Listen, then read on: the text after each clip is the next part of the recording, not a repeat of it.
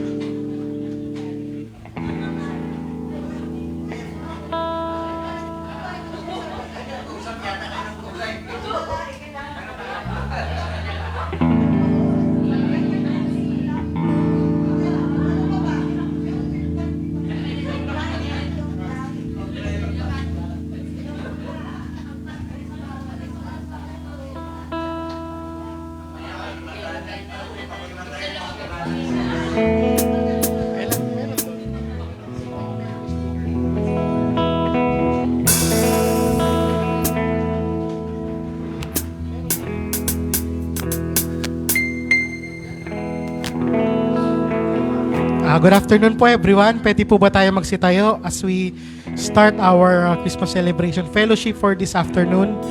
Kumusta po ang bawat isa? Are we blessed that we are here?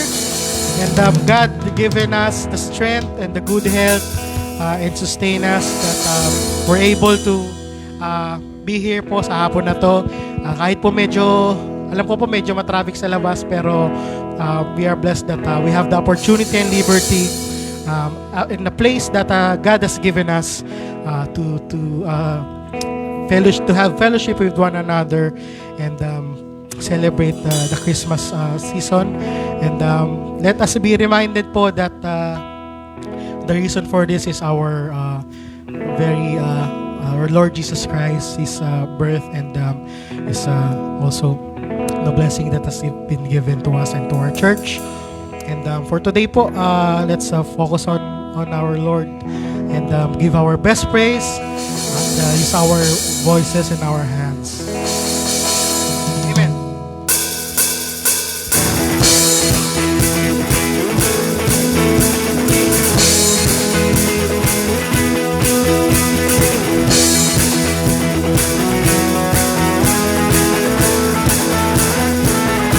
Let's sing. Angels we have heard on high, sweetly singing o'er the plain, and the mountains in reply, echoing their joyous ring.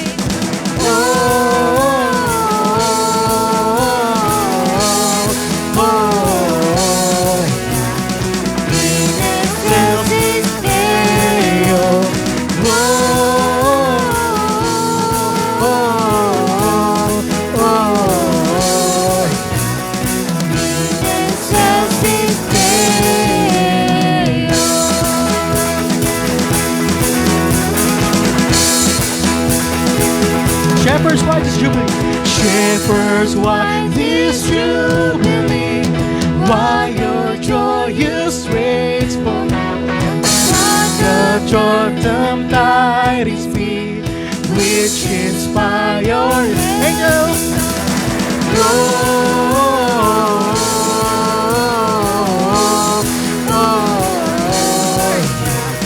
In excelsis Deo, Lord.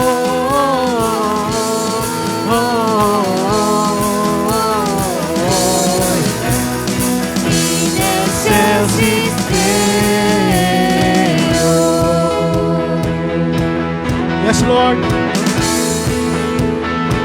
Come to Bethlehem and see. Come to Bethlehem and see. He whose birth the angels sing. On the door on bended knees, Christ the Lord, the newborn King.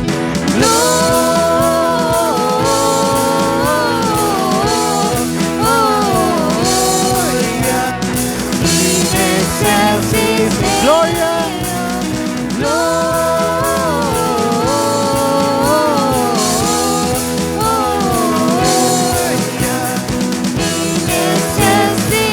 once again, Gloria,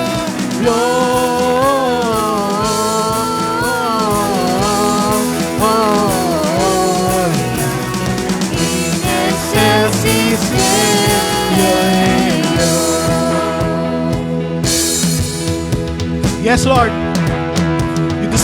You deserve all the praise and the glory.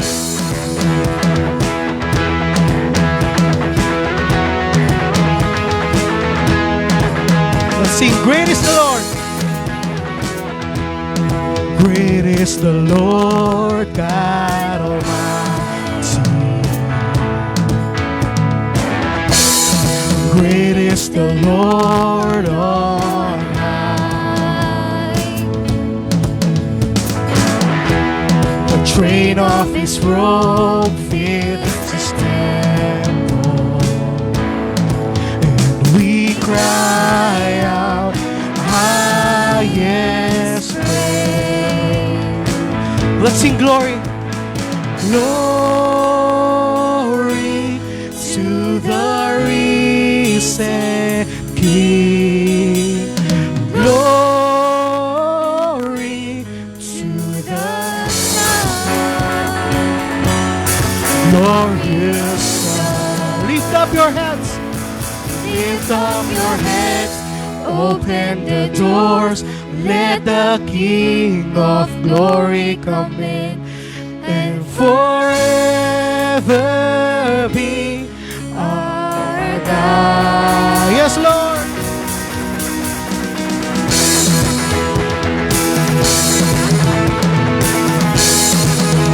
Let's sing, holy is Lord. Holy is the Lord God Almighty.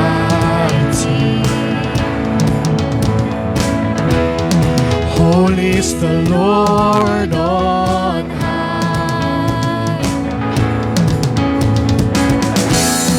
Let all the earth bow before you and crown you Lord of all. Sing glory. Glory to the risen King. Glory to the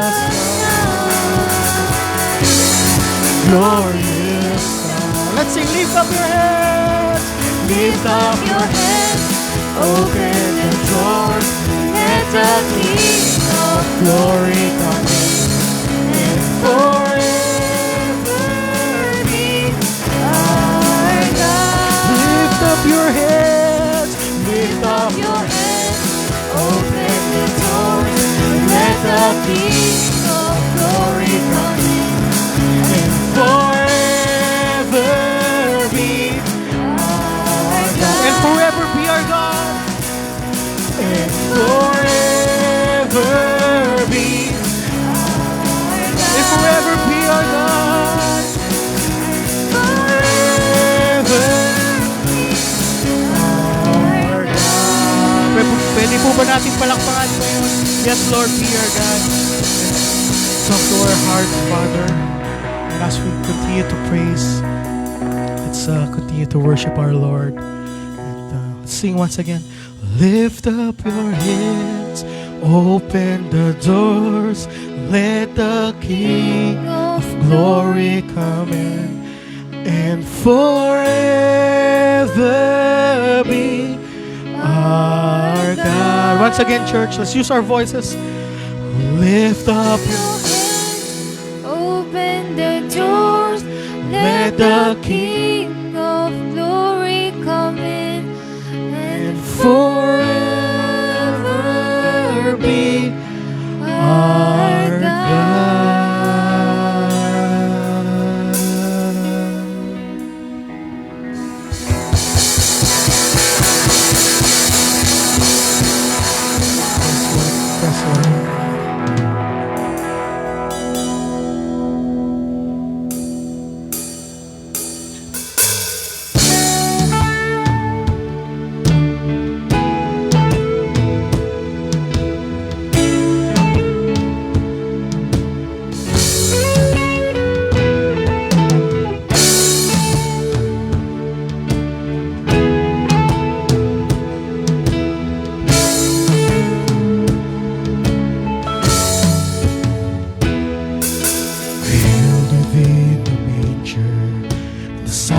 God arrived, as one who would be called Emmanuel. The promise was delivered unto a virgin bride, the one who would be called Emmanuel. Yes, Lord. Your name, 'cause your name is the highest. Your name is the greatest. Your name stands above them all. All thrones and dominions, all powers and positions. Your name stands above them all. And the angels cry, holy, all creation cries, holy, you are lifted high, holy, holy forever. Yes, Lord. If you've been forgiven, if you've been redeemed, sing the song forever to the Lamb. If you walk in freedom, if you walk in freedom, if you bear His name, sing the song forever to the Lamb. We'll sing the song. We'll sing the song forever and amen. And the angels cry, holy, all creation cries, holy, you are lifted high, holy, holy forever. Hear people sing, holy to the King of Kings. Holy, you will always be. Holy, holy forever. Your name, 'cause your name is the greatest. Your name is the greatest. Your name stands above them all. All thrones and dominions, all powers and positions, your name stands above them all. Jesus, your name is the highest. Your name is the greatest. Your name stands above them all. All thrones and dominions, all thrones and dominions, all powers and positions, your name stands above them all. And the angels cry, holy, all creation cries, holy, you are lifted high, holy, holy forever. Hear people sing, hear people sing, holy to the King of Kings. Holy, you are always been. Holy, holy forever, forever, you will always be. Holy, holy forever. Pwede po ba natin ulit palakpakan sa Panginoon? Yes, Lord, you are holy forever, Father. And as we continue to worship, Lord, we proclaim your goodness and your faithfulness to us, Panginoon, to our families, to this church. And as we sing, Lord, you deserve all the praises, Lord, and the glory and the honor. Let's continue to worship.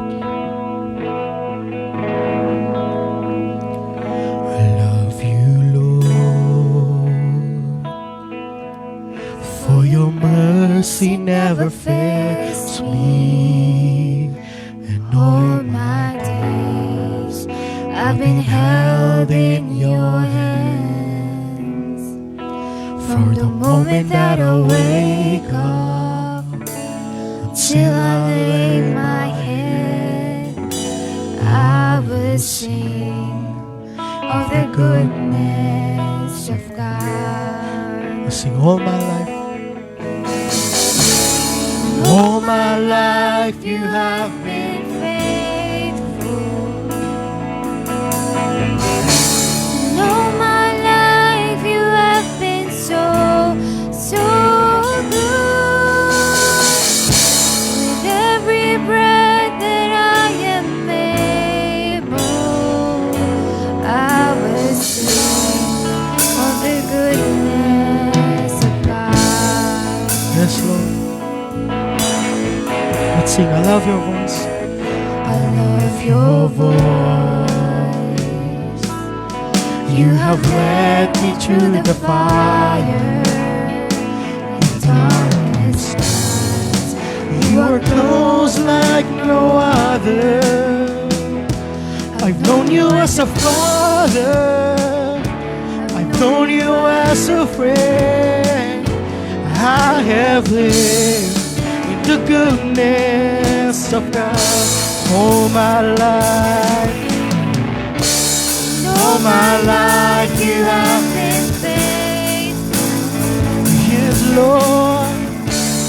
All my life you have been so, so good. With every breath that I am able, I have lived on the goodness of God. Yes, Lord. Sing, your goodness is running after me. Your goodness is running after. It's running after me. Let's use our voices. Your goodness is running after, it's running after me. In that I surrender now. I give you everything. Your goodness is running after. It's running after me. Your goodness. Your goodness is running after. It's running after me. Your goodness is running after. It's running After me. With my life laid down, I surrender now. I give you everything. Your goodness is running after. It's running after me. Yes, Lord.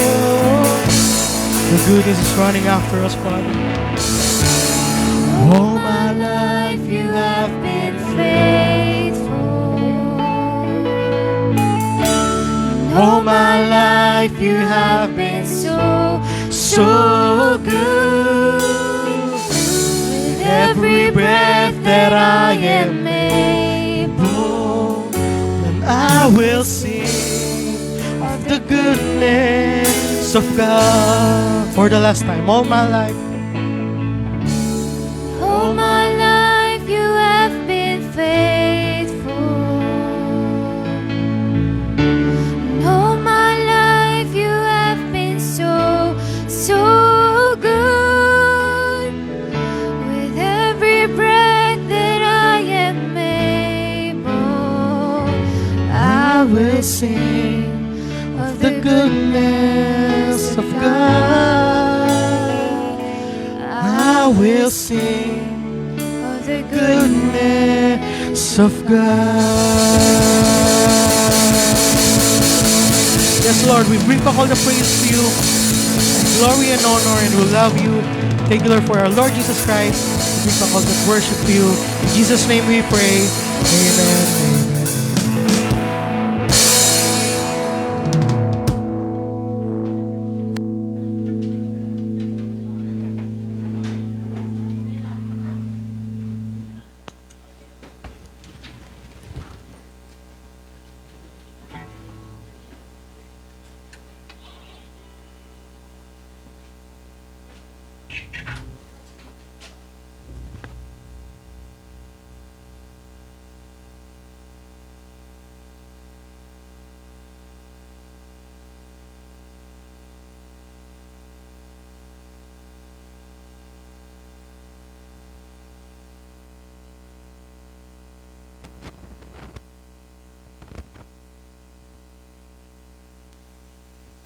Okay, what a joy. What a joy to worship the Lord. Amen. So, Merry Christmas, advance Merry Christmas. Hindi ko malaman kung Happy Valentine's ang gusto kong i-greet, no? Lahat ay namumula. Okay. Anyway, green, red, ano pa anong kulay? May white, ano pa? And all the others, the colors of Christmas. Now, this reminds me of yung mga Christmas gift boxes. Meron ba kayong naka-display sa under the Christmas tree, sa lobby, sa hotel, sa malls? Kaya lang, ang disappointing is when you open that box, anong nasa loob? Wala. Di ba? It only projects the holiday, the merriment of Christmas. But actually, siguro meron ding may laman, pero 99.9% walang laman. Tama ba? Di ba yung kamukha ngayon, meron tayong salo-salo, reunion, gift giving, tapos party. Yan yung tradition ng Christmas. At ang gusto ko doon, nung ako'y employee pa, yung yung bakasyon. Ang sarap, di ba? Tulog, kain, tapos happenings. Pero yun yung universal tradition ng Christmas. Parang box na maganda, but empty inside. Yun yung parang gusto kong balikan natin. Ano ba talaga yung puso ng Pasko? Bakit ba may Pasko? Okay. Yan. Jesus is the reason for the season. Yun ang tatalakayin natin.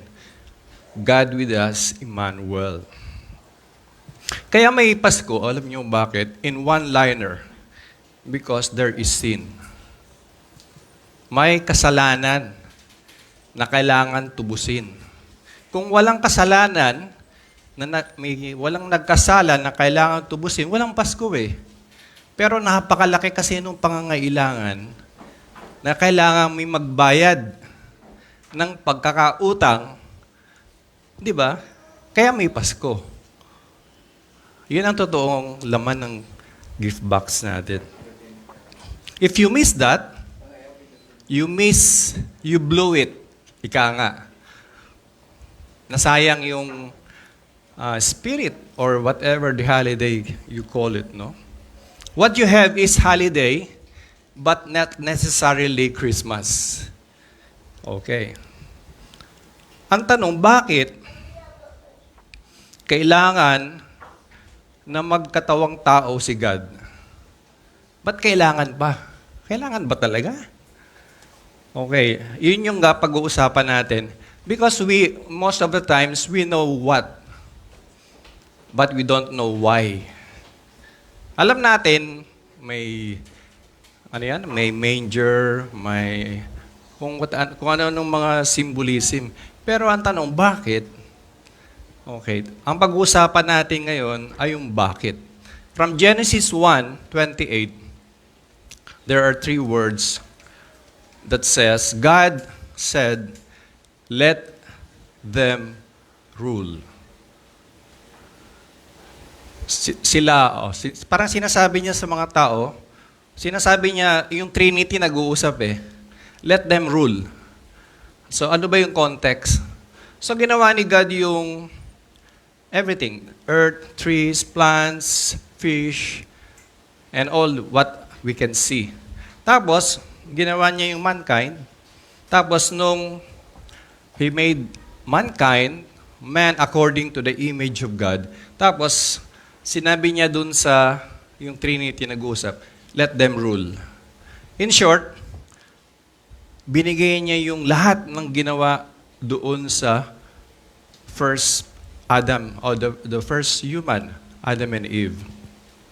Sabi nga sa Psalms 115:16, the heavens belong to God, the earth He has given to man. Pag hindi natin naintindihan ito, marami tayong question, bakit ang gulo-gulo ng mundo? You know why? Because, sabi ni Lord, binigay ko sa inyo yung mundo, pagharian nyo yan, nasa inyo yan kung isasama nyo ako o hindi. So binigay niya ng full freedom ang man. Kung kasama nyo ako, gusto ko yun, mas gusto ko yun. Pero kung hindi nyo ako sinama, that's your choice. Tapos sabi niya, ito yung puno sa gitna ng Eden. Pwede nyo kainin, pwedeng hindi. Pero sana wag nyo kainin kasi pag kinain nyo, sigurado, mamamatay kayo. Ayan. God created the earth, no? At sa kalagitnaan nung gandong napakasayang situation, pumuslit si Lucifer, known as Satan. Popular siya sa pangalang Satan, diba? Bira naman yung gamitin yung Lucifer, di ba? Satan, okay. At hindi siya dumating bilang leon, hindi siya dumating bilang tigre, at hindi dumating bilang elepante. Dumating siya bilang isang snake, serpent. You know why? Kasi gustong-gusto niya makuha yung earth, hindi niya makukuha sa barasuhan. Makukuha niya sa paraan ng panglilinlang. Budol. Yun yung style ni Satan from the start pa lang no? At ganun nga nangyari, yung earth na ipinagkaloob ng buong buo kay Adam and Eve ay nakuha ni Satan. You know why? Kasi binigay din naman ng maluwag sa loob ni Adam and Eve. Hindi naman inagaw Talagang pinasa At sabi ni God, okay, binigay ko yan sa man, binigay niyo kay Satan, so siya yung God of this world. Kaya nga may ganung verse sa Bible Because of that transaction na nangyari. So, unless you realize that accurately, you have a lot of questions. Bakit ang gulo ng daigdig? Bakit walang ginagawa si God? Because He has already given the full control of earth to mankind. And mankind turned it over to Satan. Kaya nga, kailangan may mag-redeem, may bumawi na mankind din. Kailangan tao ang bumawi. Hindi pwedeng God kasi God is spirit. Diba?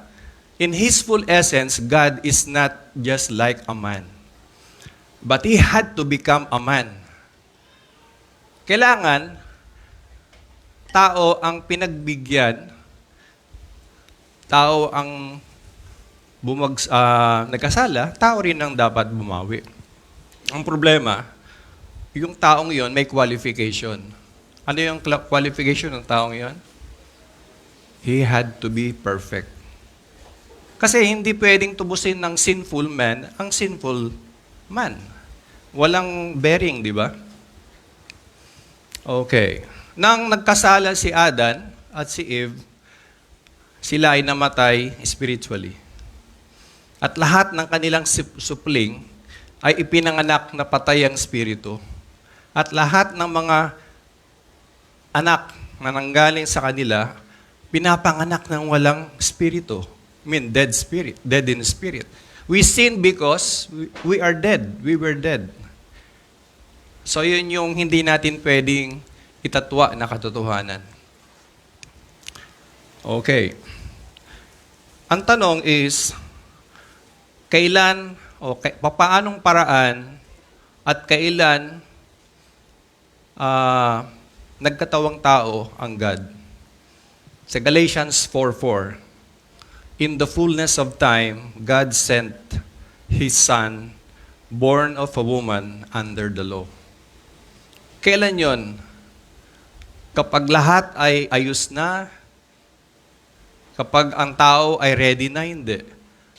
When the time was full. From Adam to the first Christmas, how long was that? It was 4,000 years. Ang tagalan mo. Ang tagal na pagdating nung solusyon sa problema ng humankind. Pero alam niyo ba, bago dumating yung first Christmas, nagkaroon ng propeta, nag-fail. Nagkaroon ng priest, nag-fail. Nagkaroon ng hari, nag-attempt na i-redeem ang humankind, nag-fail. Nagpo-progress sila ng kaunti, bumabagsak. Over and over again, there was progress, failure, progress, failure, progress, failure. Until dumating na yung fullness of time. Dumating na yung totoong solusyon. Yun na nga, God became a man in the fullness of time. But He had to be born by a virgin under the law. Hindi siya yung parang ibabypass niya yung law. Hindi.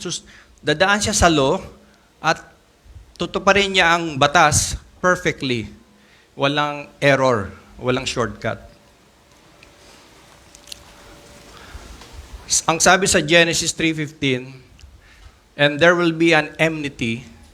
Bili mo, Genesis 3 pa lang, may gospel na agad eh. Binigay na agad yung hit ng gospel eh. And there will be an enmity between the seed of a woman and the seed of the serpent. And the seed of the woman will crush the head of the serpent, and the seed of the serpent will bruise the heel of the Son of Man. Sabi, nandun na yung, na-prophesy na yung gospel, no? Chapter 3 pa lang. Kaya lang, ang tanong, bakit seed of a woman? May seed ba ang woman? Alam ko, ang woman, egg. Ang seed ay man. Kaya, the help will not come from a man, but rather from a woman. Kaya lang, supernatural, kakaiba yung setup, ano? Hindi siya yung normal na biology, no? Because God is referring to the seed, which is the Word of God itself. Because sabi sa John 1:1, in the beginning was the Word, and the Word was with God, and the Word is God. The Word is pre-existent. The Word is co-existent with God. And the Word is self-existent. Kaya yung Word is the seed that combines with the woman. Kaya nagkaroon ng virgin birth. Yun ang prophecy, no? Sa Isaiah 7:14, a virgin shall conceive and bear a son. So, na-prophesy as early as Isaiah. So, yung sa John 1:14, and the Word became flesh. Kaya yung essential yung virgin birth. Kasi hindi pwedeng human ang father nung seed o nung son. Kasi ang human ay sinful eh. Okay, buti lang may nag-cue sa akin, no? Okay, redemption required by a man, okay? Ngayon, yung God-man, kaya nga yung pinanganak na baby is not an ordinary man. He is unique. Jesus is a unique person. Diba? May time na siya ay uhaw na uhaw. On the second moment, siya ay tumatapak sa tubig. Imaginin mo, no? Katakot-takot na tubig yun, no? One time, siya ay namatay.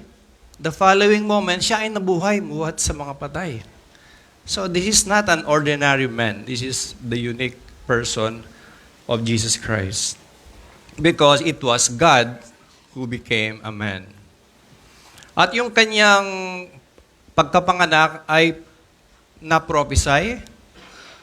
Ito ay totoong nangyari, historical. At ito ay in the fullness of time. Perfect. Hindi random, talagang appointed, no? So sabi rito, not just a baby in a cradle, but God in a crib. That baby is God in that crib. And the mother of that baby was made by the baby. So this is a different situation. Hindi ito yung ordinary, parang the baby in a manger. Sabi nga sa John 1:14, saka sa Hebrews 13, Jesus is the exact representation of God. Exact image of God. Sabi nga ni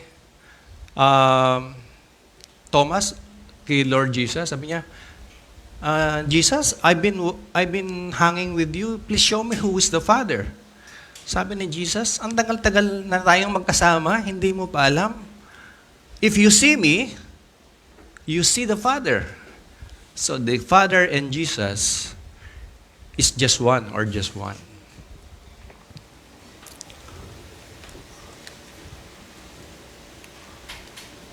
Okay, we're almost done. So we have a lot of time for the Christmas program. We'll cut it very short. So ngayon, after everything na natin, na revisit, no? So alam na natin siguro kung ano yung totoong reason of the season. Tama ba? Okay. So, pero ito yung tandaan natin, that God operates from heaven, Jesus, being the man, operates on earth. Kaya we cannot say, okay naman kami ni God because God operates in heaven, but the authority to operate on earth is the man Jesus. Kaya, kailangan mo talaga si Jesus. Sabi nga sa Matthew 28:18, kabisado nyo pa to, na last week lang to. All power in heaven, all authority in heaven and on earth has been given to me. Di ba sabi ni Jesus? Kaya this Christmas, there will be 3 responses that we can offer to Jesus. No? First, we welcome Him. Sabi sa John 1:12, as many as receive Him, He gave Him the right to be the Son of God. When we say welcome, we embrace Him as our Savior and trust for forgiveness and for eternal life.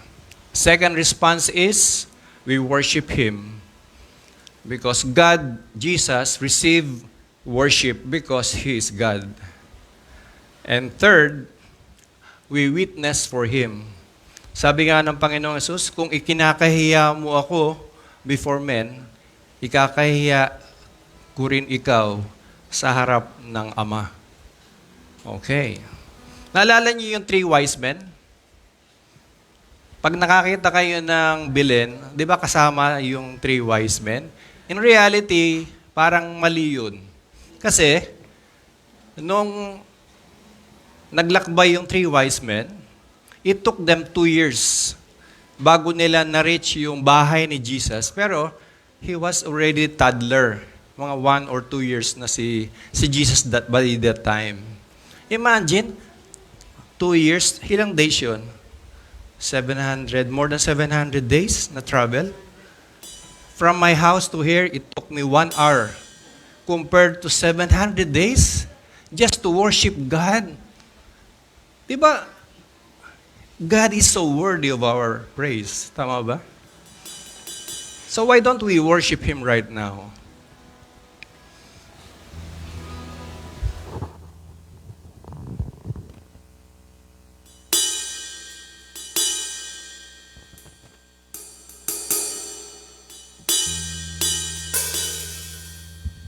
Let's all together worship the Lord.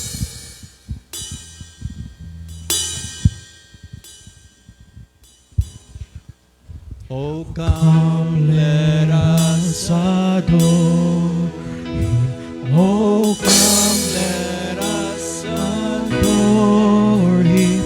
Oh, come, let us adore Him. Christ the Lord. For you alone here were. For you alone are worthy. For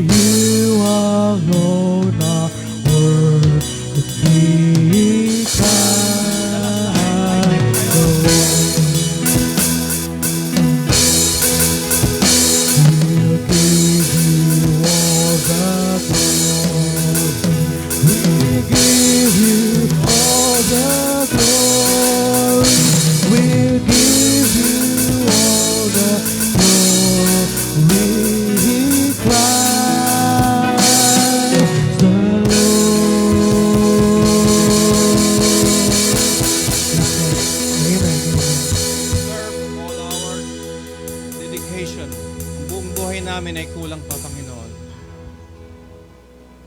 Thank you, Lord, for becoming a man, Emmanuel. Thank you for paying all our debts. Thank you, Father. You are the reason for the season, O Lord Jesus. Marami pong salamat. Papuri at pasalamat po sa inyo sa pangalan ni Jesus. Amen.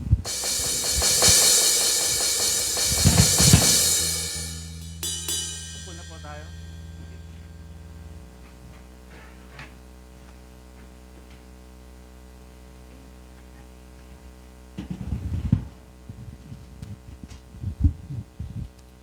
Magandang hapon po sa ating lahat.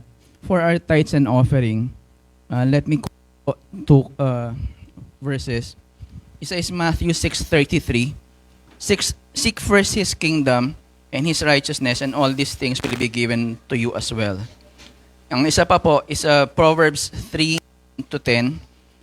Honor the Lord with your wealth, with the first fruits of all your crops. Then your barns will be filled to overflowing, and your vats will brim over with new wine. Sabi nga ni Kuya Aser, it is the season. We often greet our loved ones, our friends, happy holidays. Damay na po dyan ng Christmas, Lunar New Year, at Chinese New Year. And during this season, we find a lot of people to be most generous. We also often hear it is better to give than to receive. It simply means that experiencing the joy of and fulfillment of giving, from the generosity, helping others, and selfless acts bring more lasting happiness and purpose than focusing solely on personal gain. The same applies to our Lord Jesus Christ and to our Heavenly Father. They first gave us, and His gifts are much more than we ever expected, more than we will ever need and want. Nararapat lamang po na ipakita na rin natin sa Kanya at i-honor siya sa paraan ng ating pagkilala at pagmamahal through obedience, tithing, and offering. So let us give wholeheartedly and with joy. So let us pray. Lord God, we thank you for every day, for the gift of life. Your love abounds and it manifests with us through our daily lives and with our relationships with our brethren. You know our hearts, and we cannot thank you enough. Accept our gifts and offering to prosper and grow your church. All this we offer through Christ Jesus, your Son. Amen.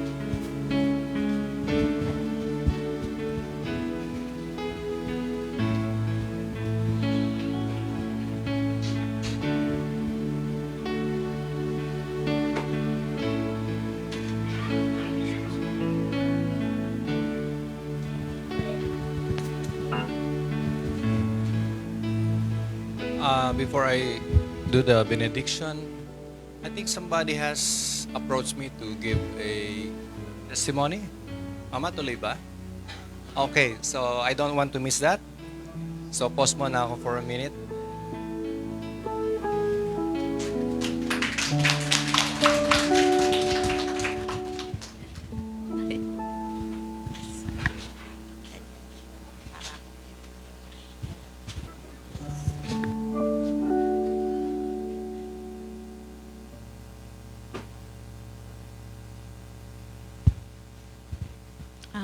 Maligayang Pasko po at manigong bagong taon, NCCC family. Ako po ay si Ginang Aurora M.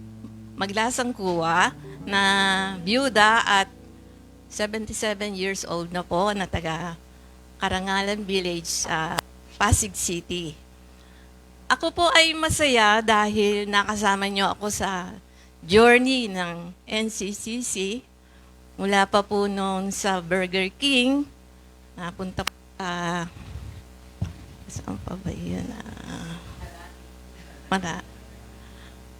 Napunta po tayo nakarating po sa Green Park, sa Cainta Clubhouse, sa Kingsville, sa Antipolo, at maging sa Kenny Rogers, hanggang dito po sa Simmer Space, Marikina. Ako po ay masaya na nakasama ninyo sa pananambahan, halos linggo-linggo po.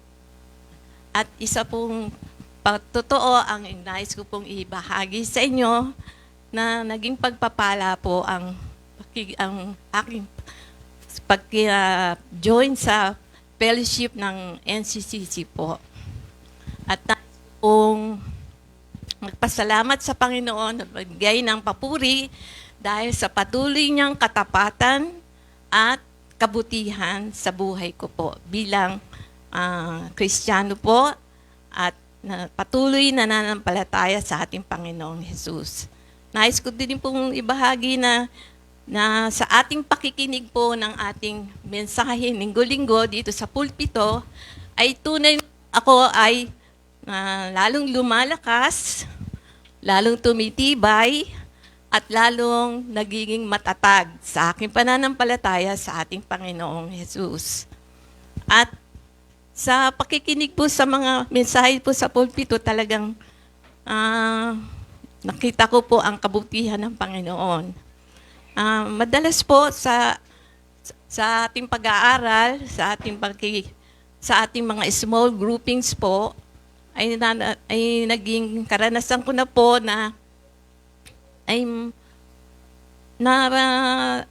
naranasan ko po na manatili sa presensya ng Panginoon dahil hindi po siya nagbabago. At nais ko din pong doon sa ating pag-groupings din po at nagkakaroon tayo ng oras para tayo ay mag-discussion, mag-sharing o magbigay ng mga insights sa mga natututunan natin, naririnig natin sa mga topic o message sa bawat linggo, ay tunay pong nakakalakas po ito. Nakakatulong po na magkaroon tayo ng encouragement sa bawat isa. Yung naririnig kahit sa kabataan, sa mga bata-bata pa at sa mga katandaan, naririnig ang iba't ibang mga karanasan sa buhay Kristiyano. At tunay pong kahit sa ganito pong edad, katulad ko po, ay natututo pa rin ako tungkol sa ating Panginoon. At isa pa po yung sa ating pagsisharing po at discussion sa small groupings po, ay sa ladies group po namin sa pangunguna ni na Sister Resi at ni Sister Dang, dito po ay i-share namin yung minsan mga prayer concerns po namin, personal o family concern po, ay minsan nagtatanong po, kamusta na po kayo nanay? Yung inyo po yung sa kidney po ninyo. Yan po yung gusto ko pong i-share sa inyo. Kasi po, mula po nung July hanggang November, ako po ay laging nagpa-follow up, check up sa NKTI, sa National Kidney and Transplant Institute. Dahil ako po ay merong kidney stone dito sa right kidney ko po. At dapat ay kailangan po akong maoperahan. Need ko na pong maoperahan. At itong latest nga po, ako po ay CKD stage 4. Na kung aabot po ako ng stage 5, ay kailangan na po akong mag-dialysis. So, yun nga po, follow-up, check-up. Sunod po yung mga iba-ibang mga laboratory na ginagawa po sa akin. Hanggang sa, meron na po akong medical clearance sa cardiovascular at maging sa general nephrologist. Hindi lang po payag po yung doktor sa urologist. Kasi po, ang sabi sa akin, nanay, 300 patients po kayong naka-line up. Kaya hindi pa po kayo ma-ooperahan. Hintay-hintay lang po kayo ng tawag. Sabi pong ganun. Ako naman po, siyempre ilang beses na po ako na-ER. Nakiking concern ko na po, baka ma-ER, madadala na naman ako sa emergency at baka doon na, baka wala na. So, ang ginawa ko po, dahil concern ko nga po kung ano na nangyayari sa aking kidney, ay nagpa-CT scan ako. At nung last December 4, pinabasa ko po yung CT scan ko sa urology. At ito po yung recommendation na nakalagay po doon sa kanyang clinical abstract. Sabi po no need for surgical intervention for now. And continue, sabi niya na medical dissolution therapy. Ako po, talaga napaganon. Sabi ko, thank you, Lord. Sabi ko, gano'n. Sa totoo po talagang ayaw kong magpa-opera. Siyempre po, may edad na din po ako at saka magastos. Saka hindi ko... Ang gagawin po kasi sa akin dapat ay PCNL na meron ipapasok pong tubo dito para kunin yung bato. Yun. At yung isa pang procedure, yung gagamitin naman sa urethra, doon naman ipapasok. Pero ang pinaka-advice sa akin ay yung PCNL. At kailangan ko daw po ma-admit mag-stay ng hospital ng 5 to 7 days. Pero sabi nga ng doktor, maghintay-hintay kayo ng tawag. Pero nung ngayon po yung CT scan na yun, alam nyo po, nung 2023, ang laki ng aking stone dito ay 1.8. Last year, 2024, naging 2.3. So lumalaki. Ngayon po, nung mabasa nga po ng doktor yung aking CT scan, yung 2.3 ko pong cm ng aking Staghorn calculus po, ay naging 0.5 cm. Kaya, naku po, yan ang binibigay kong papuri sa Panginoon. Talagang walang imposible sa Panginoon. Sabi nga sa Mark 10:27, with God, all things are possible. Kaya, praise the Lord, yun ang binibigay kong pagpapasa. At totoo para po sa akin. Magandang gift po yan ng Panginoon. Amazing, no? Awesome God, awesome God. Okay, ang buti ng Panginoon, ano? How gracious niya. So I'm so encouraged. Na-encourage ba tayo, church? Amen. Nothing is impossible with God. Kaya, ibabalik natin sa Panginoon pag may ginagawa sa atin ng Panginoon. So, encourage din natin siya na we bless the Lord. He bless us, we bless Him back through our testimony. Okay, tanggapin natin ang pagpapala ng Panginoon. Pagpalain kayo ng Panginoon at ingatan, pagliwanagin niya kanyang mukha sa inyo at pagkalooban ng biyaya. Lingapin kayo ng Diyos at naway mapuspos ng kapayapaan, kagalakan, pag-asang maapaw sa ngalan ng Ama, ng Anak at Espiritu Santo. Amen.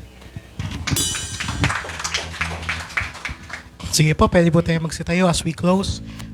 Let's once again sing and give our praise to our Lord.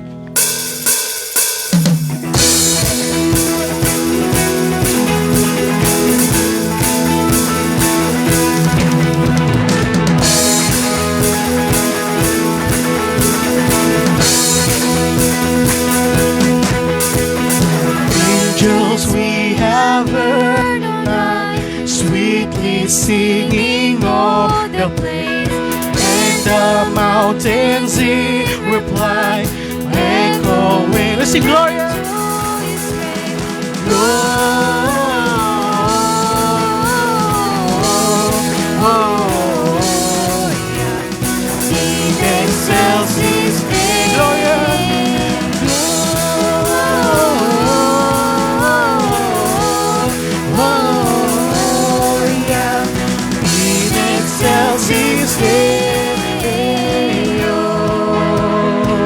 Yes, Lord.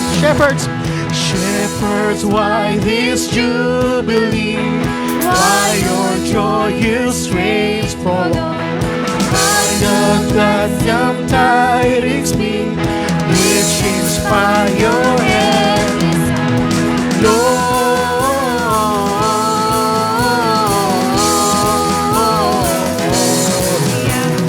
in excelsis Deo.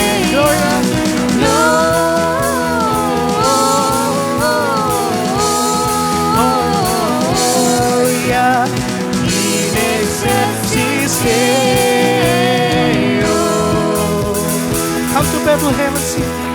Come to Bethlehem and sing. He who's worthy angels sing. Come adore our blessed King, Christ the Lord. Let's sing glory. Newborn King, Gloria.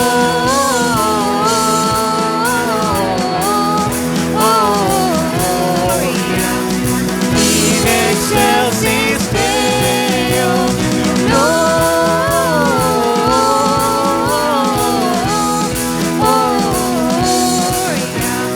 In excelsis. Once again, Gloria. Gloria.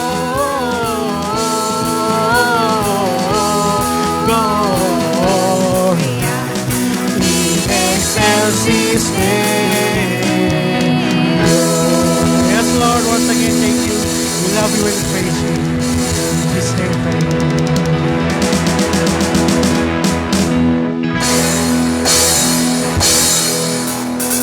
Sige po, pwede po ulit atang makaupo as we continue our program.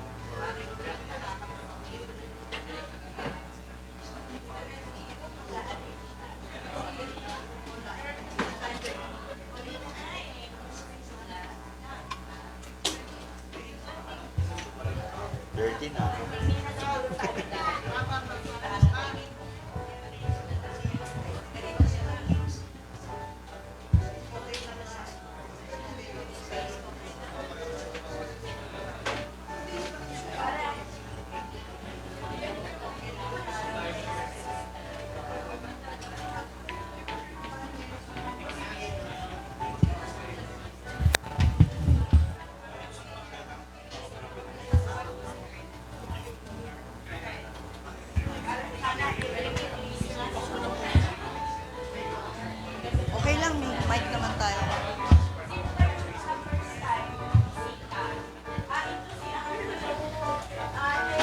May bago kaming kasambahay, si Awing, si Rowena, pero ang tawag namin Awing. Welcome.